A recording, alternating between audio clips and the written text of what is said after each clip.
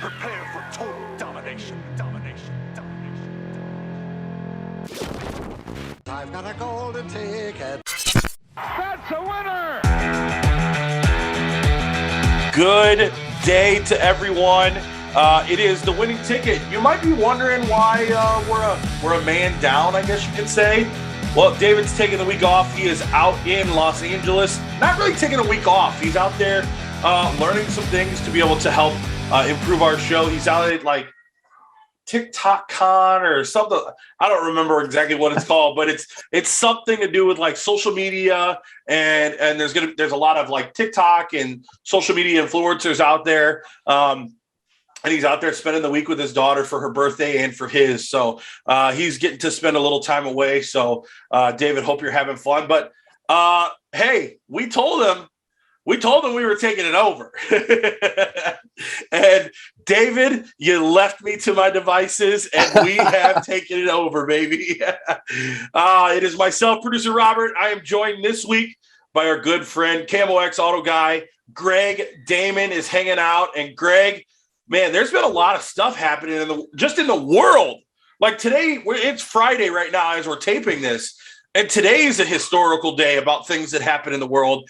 But, I mean, there's been a lot that's happened in the week since David and I last sat down. And, man, it's just I'm glad to be able to have you with us. Well, thanks. I appreciate you thinking kindly of me to come in while David's out and we can get this. You sure you don't want to turn this into the Green Bay Packers show? I mean, I'm all good with that. I mean, when you asked what we wanted to talk about, I did give you a winky face that said "and anything else." As you see right here.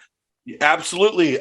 Mine is all over my room that I'm in right now. So absolutely, man. Packers are going to have a great year. Actually, while we're talking, let's go ahead and get into that real quick. While we're talking a little football and the Packers, I'm looking at the odds right now for the NFL, for the NFC or for the NFL championship, the Super Bowl. Top 5 teams for you as of right now. We're looking at Green Bay in the number 5 spot at plus 1,100, as well as the Rams are at plus 1,100 to repeat. Kansas City at plus 900, Tampa Bay at plus 750, and the favorite to win is Buffalo at plus 650. Yeah, Buffalo, I mean, they were one game away last year. And I got to tell you, they're definitely an up-and-coming team.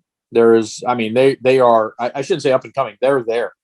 And look at Josh Allen. I mean, that guy is unbelievable. What a great leader. What a great quarterback. The Buffalo Bills are definitely one of the teams you have to watch out for.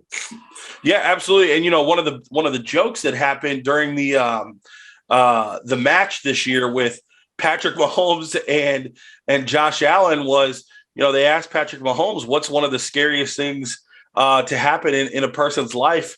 And he looked at Josh and he said, I'm sorry, man, but it's a coin toss. Because that's, literally what it came down to. And that's the one rule that I really find frustrating that the NFL deals with is the overtime rule where, and they tried to, if I'm not mistaken, there was something that they tried to implement during the Pro Bowl or something like that. But I hate that each team doesn't get at least the opportunity. Cool. They threw a touchdown. They just played 60 minutes of well, realistically, we know it's not 60 minutes. It's like 14 hours of football. But game starts at noon, ends at 3:00. How does 60 minutes happen in there? But anyway, a game goes for that long, and it's a fantastic game, literally to the wire. And then the other team doesn't even get the opportunity to step on the field. I agree. It's probably one of the lamest overtime rules that there have been. I think that each team should have, an opportunity to score and just keep going.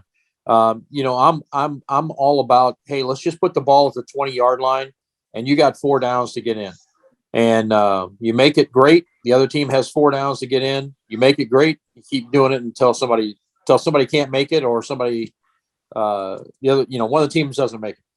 Yeah, if I'm not mistaken, that's how the collegiate overtime rule is where it's either spotted at like the 25 or something like that, and then they both have the opportunity to go to and fro. And because what was the game this year? The Alabama Auburn game went to 4 overtimes because they both kept scoring back and forth. So I like that a lot. I think it adds intrigue and excitement to the game. Yeah, does it add intrigue when it's like literally one and done? Yes, but it takes away the sport of what just happened. Like literally, these guys went so long, and it was a defensive battle or whatever that caused it to be that way. So I don't know. We'll see what happens. You know, there hasn't been a whole lot of talk except for Gronk retiring this week in the NFL. Mini camps and those. Are you kidding me? Alvin Kamara thinks he's going to get suspended 6 games for his arrest. Oh, I forgot about that. And I forgot about DeAndre Hopkins saying that he tested with 0.01% of a substance, and that's how he got banned for 6 games. He said, "I've never taken a substance in my life." He said, "I don't take substances and stuff like that." So it had to have been a vitamin or a medicine that was given to me by my doctor. Right. What do you think about that? What do you think about banned substances? If they're prescribed, do you think that they should be good to go? I mean, I know there's a lot of unscrupulous doctors out there for the cash. You know what I mean? Well, you know, yeah, we had doctors like, you know, the A-Rod doctor and all those guys in Major League Baseball. But if a team doctor, because these guys go to team doctors. So if a team doctor has prescribed this, the team doctor knows what's in it. And if it's a prescription from an outside doctor, absolutely a suspension should happen. But if it's a prescription from Dr. Rosenthal that the Arizona Cardinals he has gotten it from the Arizona Cardinals, I don't think there's a reason that he should be suspended. You know, I kind of agree with that. But then I think you're also going to have some sort of board of physicians, you know, to govern each team. You know, there's got to be, there's got to be some sort of some other checks and balances in there. I mean, you know, if you're a team doctor, do you want your team to win? Obviously, because, you know, you become more prominent with the team, you make more money and everything else. Well, not only that, but 0.01% of a substance, that's like literally walking by and dust getting on your pill. So like to be suspended over that, I think it's just a weird, crazy thing for 0.01%. No, I certainly agree with that. I mean, it's just minuscule. But I mean, it is, if it's banned, it's banned. I mean, that's just the way it goes. I mean, I guess. Hey guys, producer Robert here from The Winning Ticket. I want to tell you about my friend Brendan Carter. He's an insurance broker right here in St. Louis. He specializes in home and auto insurance, but he can insure it all. Home, auto, renters. It's summer, so your boats, your RVs, motorcycles, seasonal homes, and much more. If you have not had your insurance reviewed recently, you're probably paying too much. And guess what? A quote is free. A 5-minute call is all it takes to get the info for a quote and see if Brendan can save you some money on your insurance. He's a broker, so he can shop multiple companies to give you the best rate. Brendan has been in the business for years and will take care of all of your insurance needs. Have you just moved? Give Brendan a call. Teenage drivers? Call Brendan. Kids left at home? Call Brendan. You can reach him at 618-234-1121, extension 4. Again, 618-234-1121, extension 4. All of his info is on the Winning Ticket website as well, and you can give him a call and save yourself some money. Let's get into the Alvin Kamara situation, because I actually haven't heard this. Yeah, so Alvin Kamara, if you remember in the Pro Bowl last year, he after the Pro Bowl, he got arrested for wasn't domestic violence, felony assault. So he is now expecting the NFL to rule that it's going to be a 6-game suspension for him. What a blow to the New Orleans Saints.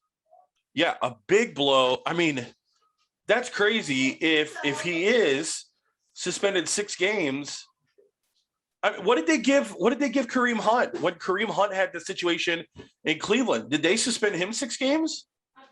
I don't remember. I don't remember. But I mean, Kareem had that situation. Ray Rice was suspended, I think, a whole season. He was, but they also had video on that. I don't know if there's any video of the Kamara thing, but I mean, Ray Rice, that was pretty cut and dry, I thought. Yeah, Ray Rice was pretty cut and dry. Alvin Kamara's situation. Oh man, I'm gonna get hate mail for this. Alvin Kamara's situation was not Alvin. Kareem Hunt's situation was so weird because the girl had come at him and he was doing it in a defensive manner. When he kicked at her or whatever it was that he did, he was being Kamara,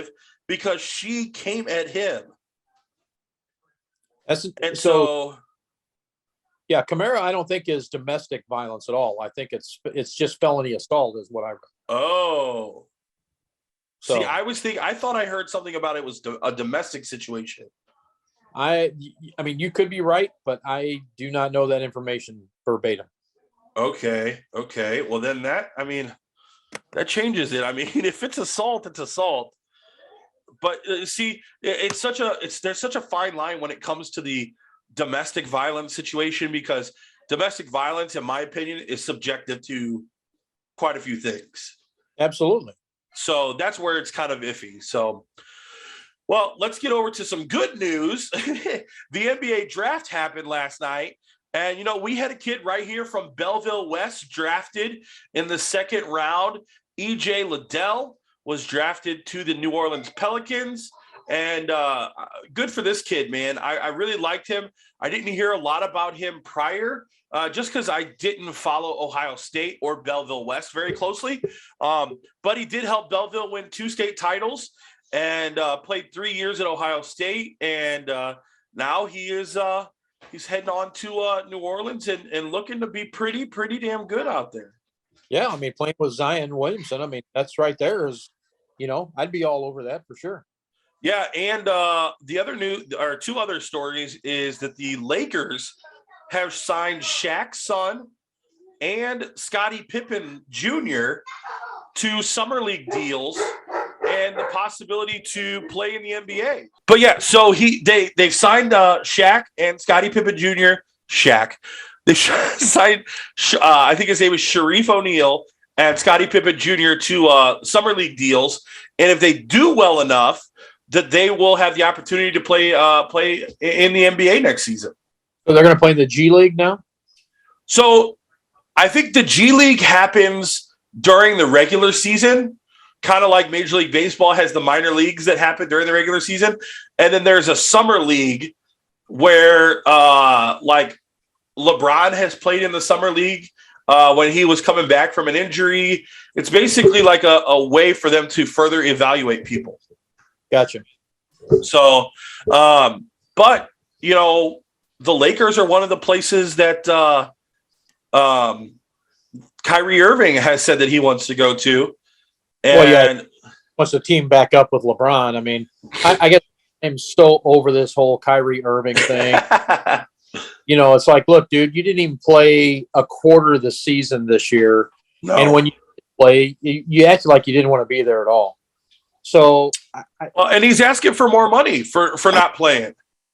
Right. I need the max contract. Yeah, I mean, granted, he is an amazing talent. He's an amazing talent and a great scorer.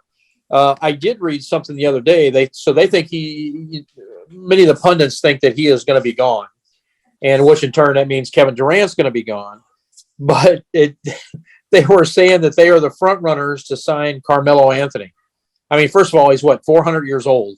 But I don't know if he can run up and down the court. Man, I feel really bad for Carmelo because he was so good with the Knicks.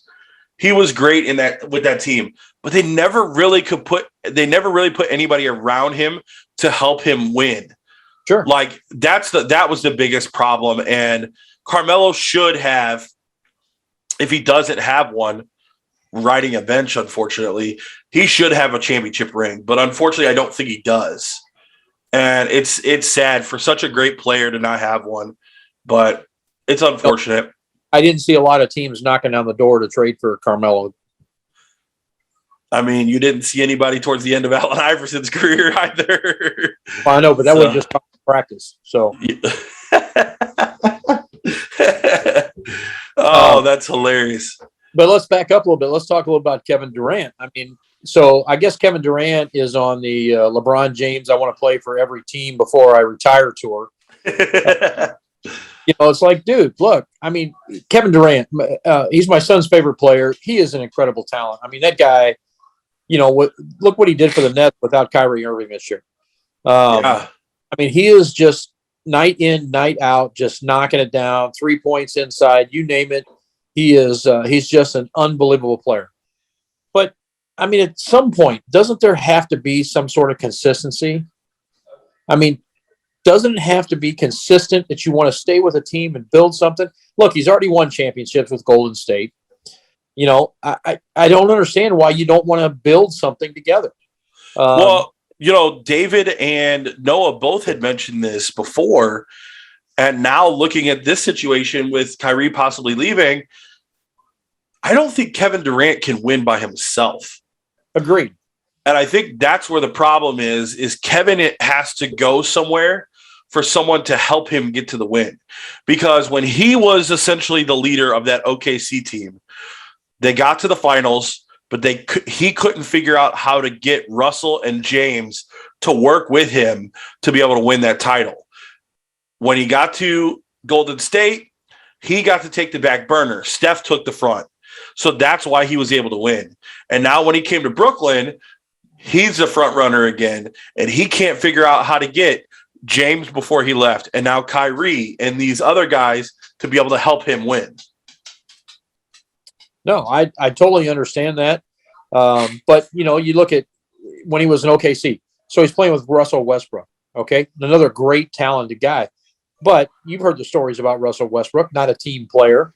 Right. And, that's the problem. When you get a bunch of guys who are all about me and you play a bunch of guys who play as a team, the team is going to win every time, no matter if they have better talent on the I team. Right. So, that's the whole thing. And Kyrie Irving, I mean, how can you, I don't know, maybe because I'm old, but, how do you go like, I didn't hardly play, but yeah, they owe me a raise and, I need more money. I mean, first of all, you're making $1 gazillion a year.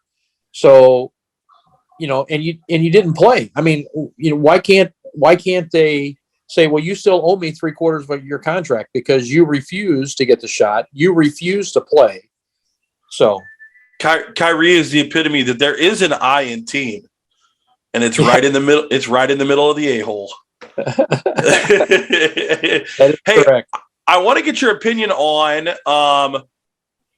Apple TV Plus and their coverage of Major League Baseball. And the reason I ask you about this is I found out early last week that starting next year in 2023, Apple TV Plus for the next decade will be the exclusive home to the MLS and Major League Soccer. So all of Major League Soccer and the debut of the St. Louis City SC will take place next year on Apple TV Plus. I was watching it before we started talking. The Cards and Cubs are playing, and my kids said to me, "Dad, why are we watching a video game?" And I was like, no, that's a live game. And I was thinking to myself, it really does kind of look like video game-esque. But I do like, well, unfortunately, they don't partner with our good friends over at DraftKings, but they do show the spread and stuff like that, the over-under and everything. I thought that was fantastic. I've never noticed that on Fox or ESPN or anything. But they give these little stats in the bottom corner for every player's at bat. And it'll tell you Paul Goldschmidt, 20% chance that he's going to hit into a ground ball double play or something like that. And I've never noticed that on anybody else. And I liked it. I thought it was really cool. I tell you what, I really love the coverage. I've only seen 2 games in Apple TV Plus. I really liked it. I really liked the way it looked. You talk about video game-esque. Absolutely, it looks like that. But it is so clear and so high definition. Yeah. It is. I thought it was I thought it was a great broadcast. I really enjoyed it. Much better than much better than watching a regular baseball game on Fox or wherever. They were super insightful. To me, it kept my attention. Much more. Not that I don't like baseball, but boy, sometimes it's just like watching paint dry. You know what I mean? And especially when they're not scoring runs. And like Major League Soccer, again, it's like watching paint dry. I'm a huge baseball fan. I coach baseball, and but sometimes I agree it is hard to watch 162 games on TV. You have to take a break for a little while. Usually, right about this time until about August, I take a little break. I watch the All-Star events, but then I take a break for a little while just because I've been watching so much. The only thing I will say I don't like about the Apple broadcast is I don't like the voice of the announcers. The voices, the young lady that does the game, the play-by-play, she's on top of it. She's really knowledgeable. Very knowledgeable. Her voice is not the easiest to listen to. But otherwise, I think it's great. Let's just jump into this real quick while we're talking about women announcers. And, this transcends to any sport anymore when they have sideline reporters and locker room reporters of women. Do you like that? Do you don't care? It doesn't bother you? Like you don't notice that it's a man or a woman? Both. I like it, and I don't notice it. I notice it when they make a big deal about this is the first all women's broadcasting crew. Right. I don't care. If they did the work to get themselves there, great job. I'm proud of you. Like Erin Andrews. Erin Andrews has and Rachel, not Maddow. Rachel I can't think of her name, but the redhead girl on ESPN, Rachel whatever. But they have consistently and then the black young lady from Fox Football, Pam Oliver. Yeah. They have worked and worked and worked and been there for years, and that's why they've got to the credibility that they are. And those three women are fantastic. Now, I don't like when the USFL and the XFL says, well, you have to have a female official on the field. And the same thing with the NFL now. You have to have a female official on the field. And Major League Baseball saying, well, there's got to be a female in the coaching staff somewhere. Why? If be just the best person for the job. Right. Absolutely. If they're good enough, then they can be there. But stop. And I'm a girl dad. I have 2 daughters, and no one is going to tell my daughters they can't do something. I have no idea how to coach or how to pitch softball style, but I'm watching videos every day because my youngest wants to learn how to pitch. So advocate for them, but don't force them into a situation, because then that's going to make it where that's where people have problems and why people get upset with women and stuff like that, because it's being forced on them instead of, hey, these are the best people for this position. Correct. So I agree 100% with that. I don't like being force-fed stuff. I don't mind women reporters, whether it's football, baseball, soccer, hockey, whatever. The gal that's on the Blues broadcast, Alexis. Yeah. I think she does a really good job. I think she's very knowledgeable. She knows what she's talking about, and she can hold a conversation with any of those ex-NHL guys. Yeah. Now, what's your opinion? And this will be the last part, and then we'll move on real quick to the NHL. I do want to talk about because tonight could be the last game. But I want to talk about your thoughts on why female sports don't get over more. And what I mean by that is during the NCAA men's March Madness and women's March Madness, they happen at the same time. Why do we push?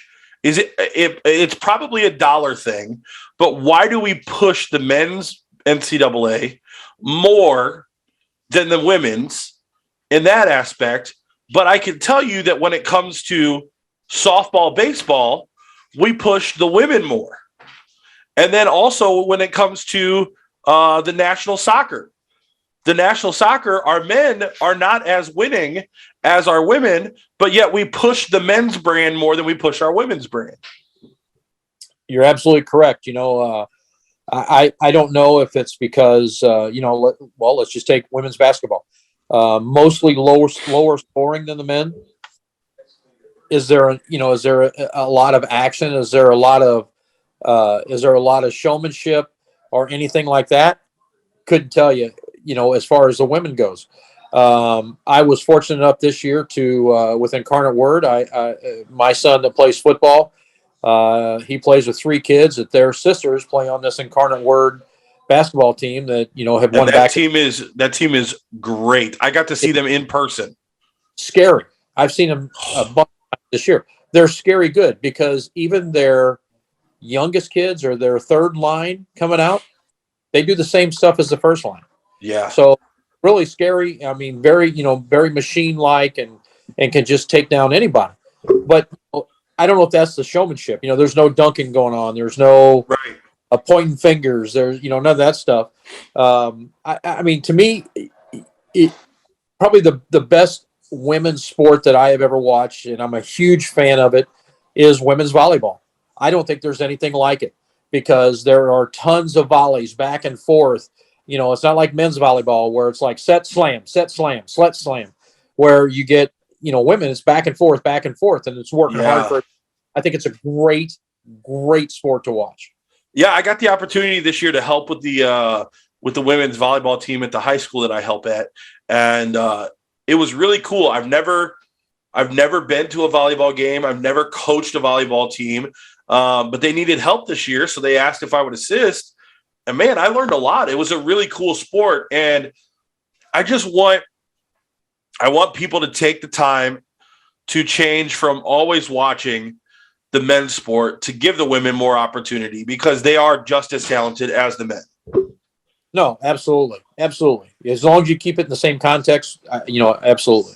We don't want men competing with women or women trying to compete with men.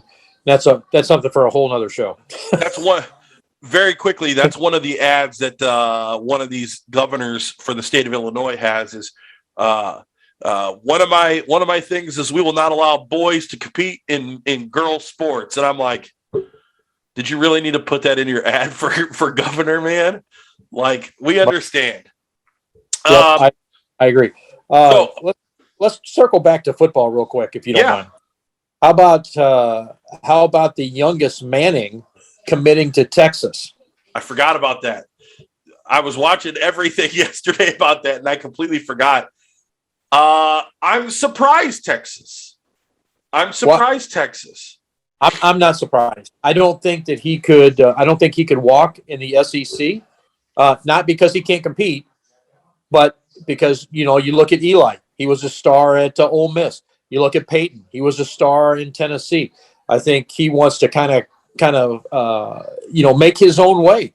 And but isn't Texas becoming part of the SEC? They're trying to. That's going to be in a couple of years. Oh, okay. So possibly by the time he's gone. But they're got to pay a bunch of money. Oklahoma's been doing, saying the same thing as well. So, but I think it's a great move on his part. Obviously, he will compete for himself. If he went to a school in the SEC, he'll always be compared to his uncles and his grandpa for sure.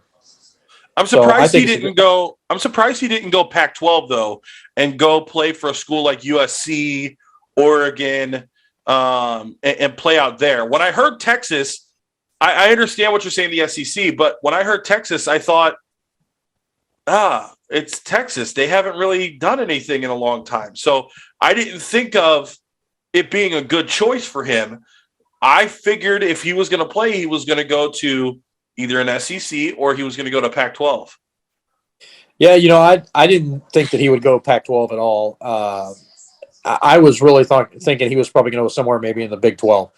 But which obviously with Texas, I think it's a great move for him. Texas really kind of needs a shot in the arm. they were a powerhouse. If you remember back when when Hinkle was Vince Young, yeah. they were a powerhouse. And so I think they'll, especially if they're trying to go to the SEC, they need to start bringing it more. Yeah, they need a big name like an Arch Manning to be able to help them get that dollar to get over there. Speaking of big names and stuff, we're looking at the NHL game 5 tonight. Hopefully, is it game 5 or 6? Yeah, game 5. Yeah, Colorado leads 3-1. Yeah. Yes, that is correct. Game 5 and first intermission, Tampa Bay was up 1-0. And they are up 2-1 now at the end of the second period.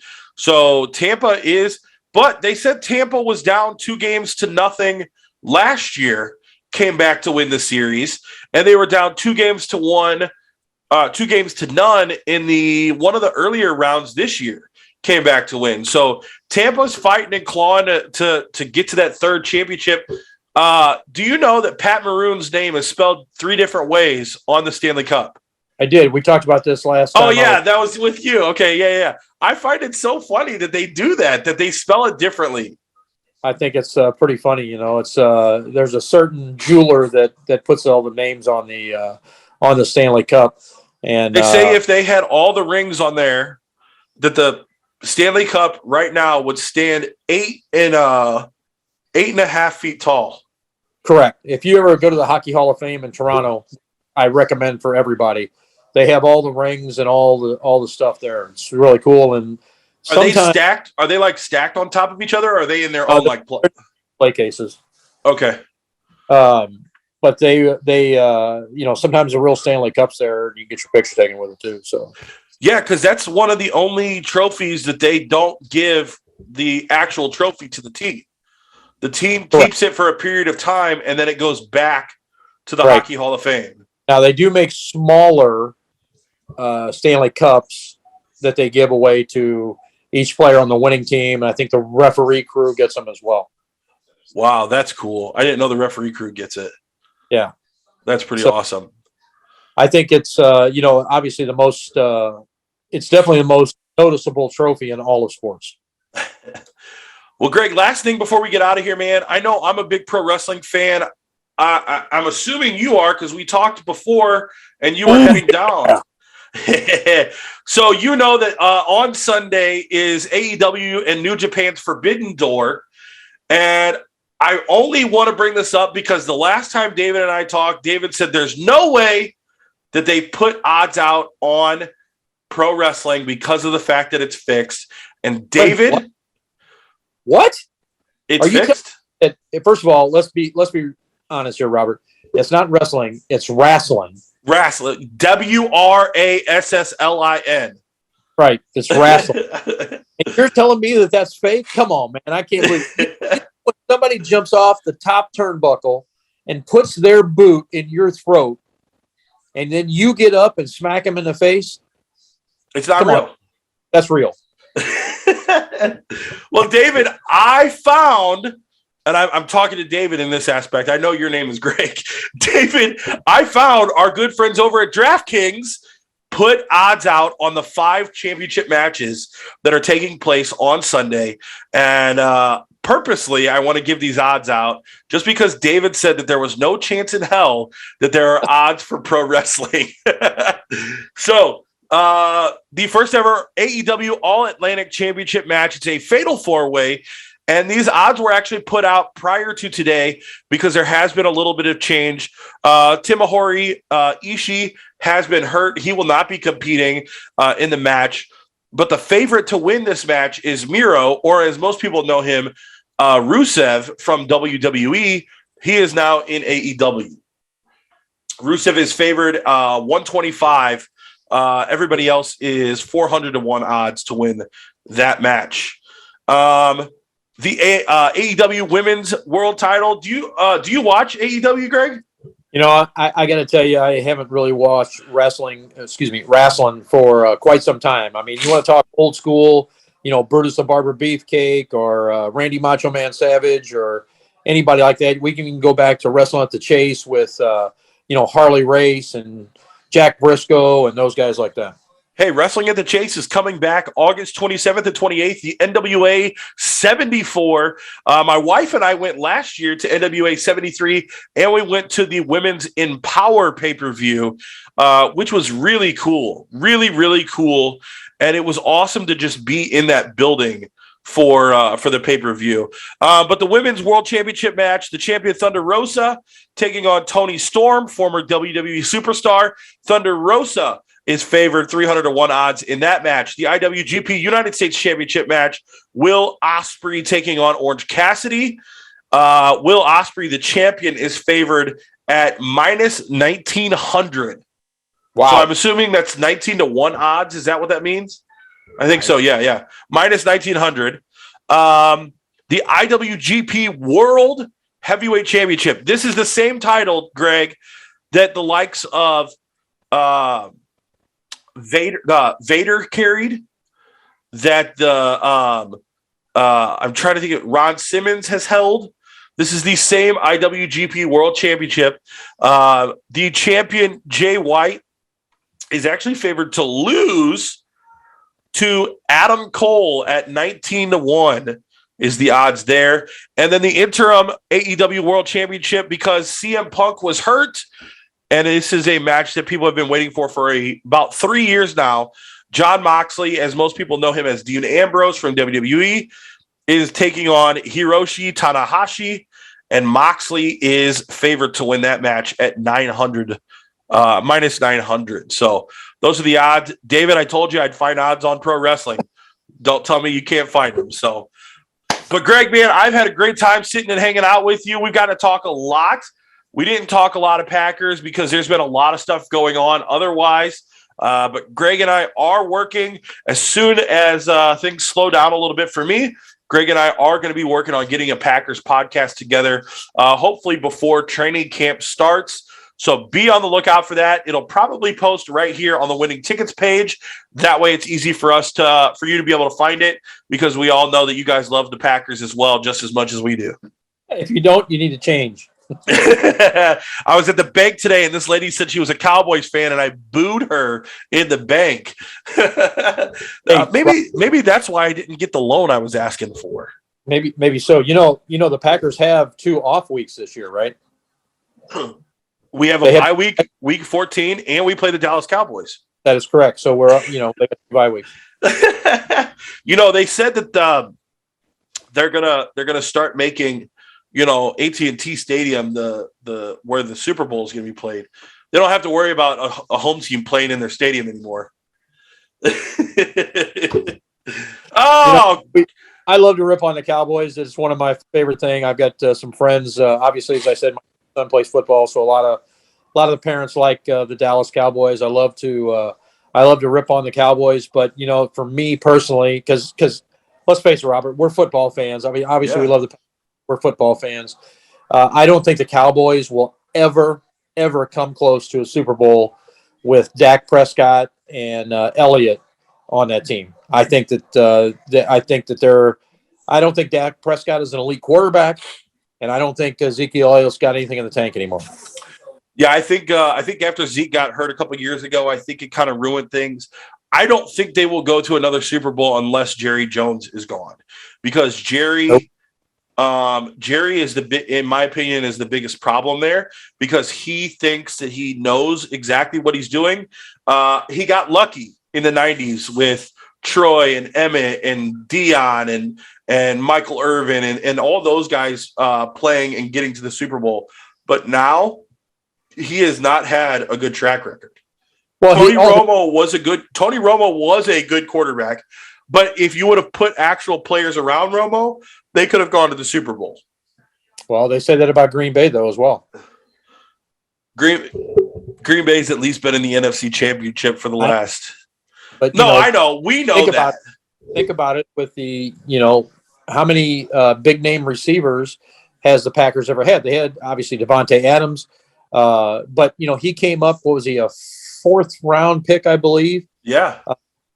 Look at Donald Driver. I believe he was a 4th round pick. Greg Jennings was a 4th or 5th round pick. Yes, and Jordy Nelson, he was a 4th-round pick, but that goes to Aaron Rodgers. I think elevating the thing. Real quick before we go, do you think that they're gonna get Julio Jones or Odell Beckham Jr.? Do you think that they're gonna trade for a receiver, or can Aaron Rodgers make these guys good? It's a hard question, and I think we will have to wait until. No, I'm asking your opinion. My opinion is no, but realistically, I think we're going to have. It's gonna Gutica or whatever the heck that guy's name is. I never can pronounce it correctly. I think he's gonna wait till week 2 of the preseason, and if these guys have not shown out, I think he will make a stupid move to go get one of these guys. I think is what's going to happen. There's big talks about apparently the Packers trying to go out and get what's the kid's name from the Raiders, Max Crosby. There's so many names that are floating around now that also the Giants' best receiver, he's disgruntled in New York. His name escapes me. I wrote it down. I got to grab it today from work. They're talking about getting him, and it's like, I don't see them trading for somebody. Yeah. I think that they, maybe sign it. A free agent. Yeah. OBJ, on a prove it deal. Possibly. I think we're good. I think Rodgers has shown that he can take rookie players and elevate them enough that I don't think we need that, but we'll see. The other question, and damn it, I just said we were going to get out of here. But the other question was, do you think Baker Mayfield will be traded this year, or do you think he will just be left to sit on the bench in Cleveland until they decide what they want to do with him? There you go. I'm going to give you my prediction on this because we really should have touched on this and we didn't. Here's my prediction. Baker Mayfield starts the season, not the preseason, starts the season in Cleveland because Deshaun Watson gets suspended. I think Deshaun Watson suspended all year. Yeah, they haven't really made a decision on what's going to happen with Deshaun. That's an interesting take on it, Greg. Well, with that take, we're going to get out of here because I want you guys to sit and think on that. I really like that idea. I like Baker starting. I feel bad for a guy. No, I don't feel bad for this guy getting suspended. Anyway, Greg, thank you for hanging out with me. How can people get a hold of you, bud? Real easy. KMOXAutoGuy@gmail.com. Absolutely. Make sure you check him out every week on Thursdays, correct? Not every week, but we do some at your service or some sports open line on usually on Thursday nights, or about twice a month or so. Perfect. And CamoXAutoGuy@gmail.com. If you've got any questions for Greg or you want to talk Packer talk, we will talk Packer talk whenever you want. You can also shoot us an email on air at thewinningticket21.com. Go check us out on Facebook, social media, everywhere. You can find it on our website, thewinningticket21.com. Hey, July 5th, go check out the amazing, the classic. Hey, Greg, you should go. It's a classic car show. Unfortunately, it was supposed to happen in May. It got canceled, unfortunately, due to some rain. But it is July the 9th from 9 a.m. to 2 p.m. at the Venice Rec Center in Lee Park over in Venice, Illinois, 321 Broadway. And you can get more information by getting a hold of Derek Wise. Go to the website. It's all right there on the front of the page, and you'll be able to get more information, as well as you can still donate to our Ukrainian friend Angela to be able to help her family out as well. But hey, Greg, I appreciate you hanging out with me. And again, my name is Robert here at The Winning Ticket. David will be back with us next week. Hey, what's going on, guys? Producer Robert here for The Winning Ticket. Want to tell you about my friends at the DraftKings at Casino Queen Sportsbook. Dude, they have everything over there. A 60-plus foot video wall, 28-plus LED TVs, real-time live odds boards, and 38 betting kiosks with 5 betting windows, as well as a full-service food and bar menu. They're open Monday through Friday from 9 a.m. to 11 and Saturdays and Sundays from 8 to 11 p.m. Make sure you guys go check them out and enjoy some of the food that they have over there. house-made cannolis, house-made chili. We're talking shrimp po' boys. We're talking St. Louis pork steaks. It's all there. It's all there at the DraftKings at Casino Queen Sportsbook. For more information, go to DraftKings at CasinoQueen.com or take a ride just over the river.